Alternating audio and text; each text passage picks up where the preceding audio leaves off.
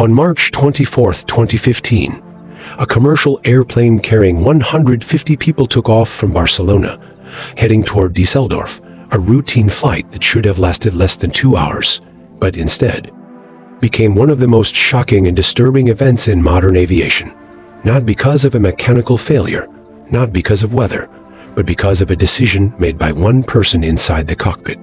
The flight was Germanwings Flight 9525 crash, operated by a low-cost airline owned by Lufthansa, using an Airbus A320, an aircraft known for its reliability and safety. Everything about the beginning of the journey was normal. Passengers boarded. Luggage was loaded. The crew completed their checks. And at 10:01 a.m., the plane took off smoothly into clear skies. Inside the cockpit were two pilots. The captain, an experienced professional with thousands of flight hours, and the co-pilot, a younger man named Andreas Lubitz, who had been trained and certified to operate the aircraft. For the first part of the flight, everything followed standard procedure. The plane climbed to cruising altitude. Passengers relaxed. Cabin crew began service. Nothing unusual. Nothing alarming. Just another routine flight. Then, about 30 minutes after takeoff, something happened that would change everything. The captain left the cockpit. This was not unusual. Pilots do this all the time. To use the restroom, to stretch, to speak with crew. And when he stepped out, the cockpit door automatically locked behind him. Inside the cockpit, Andreas Lubitz was now alone. Moments later, he made a decision. A decision that would seal the fate of everyone on board. He adjusted the aircraft settings. Not dramatically, not suddenly, but deliberately. The plane began to descend. At first, it was subtle, gradual, controlled. But it was not scheduled, and it was not communicated. Air traffic control noticed. They attempted to contact the aircraft. No response. Outside the cockpit, the captain returned. He entered the code to unlock the door. Nothing happened. He tried again. Still nothing. Inside, the co-pilot had activated a setting that prevented entry. The captain knocked, then pounded, then tried everything possible to regain access. Inside the cockpit, there was silence. The descent continued. Passengers were still unaware. At first, but as the plane dropped lower, something began to feel wrong. The aircraft was descending too quickly, too steadily, too quietly. There was no announcement, no explanation, just a growing sense that something wasn't right. In the cockpit, the co-pilot remained calm, focused, silent. The captain, locked outside, was now desperate. He shouted.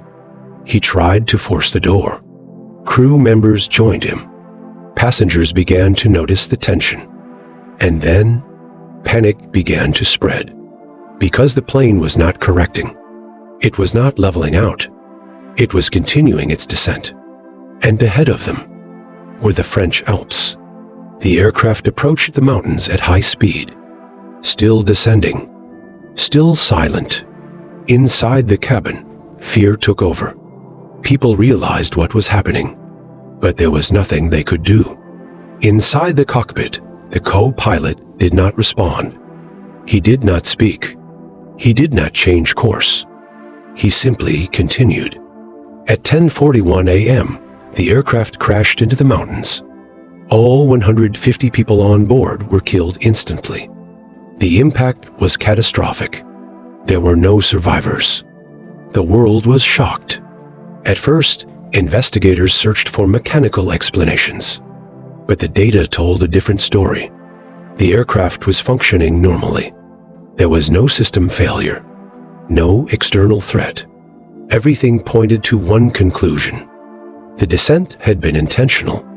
The cockpit voice recorder revealed chilling details. The sound of breathing, the silence, the knocking on the door, the increasing desperation outside. And inside, nothing.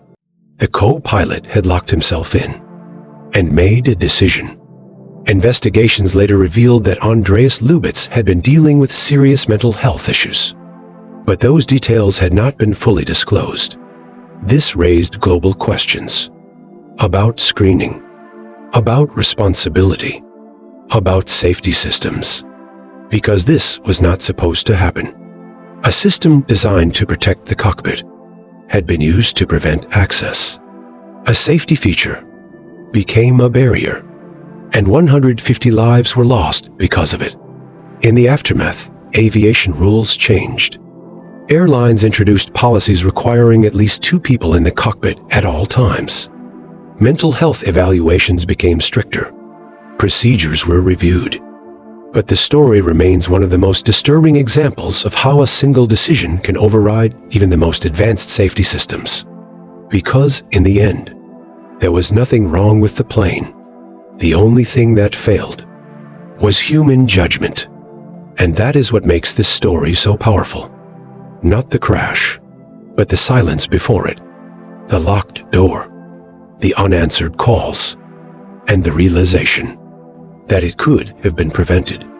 If you want more real stories like this, subscribe, because some of the most important events in history are the ones we struggle to understand.